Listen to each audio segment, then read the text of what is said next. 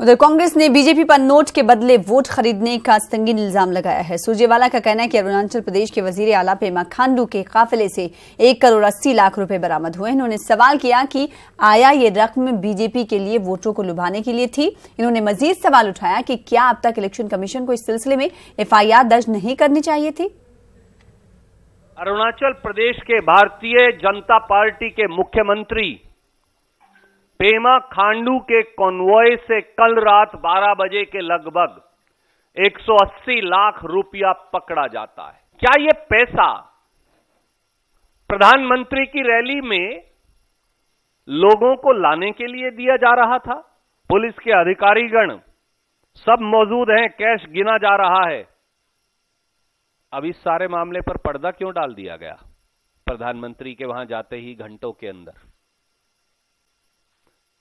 Election commission क्या कर रहा है? क्या भारतीय चुनाव आयोग सोया पड़ा है?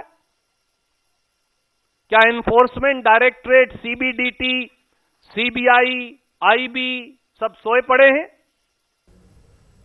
180 लाख की तो एक किस्त है और न जाने कितने 100 करोड़ होंगे। इसका भी खुलासा होना चाहिए।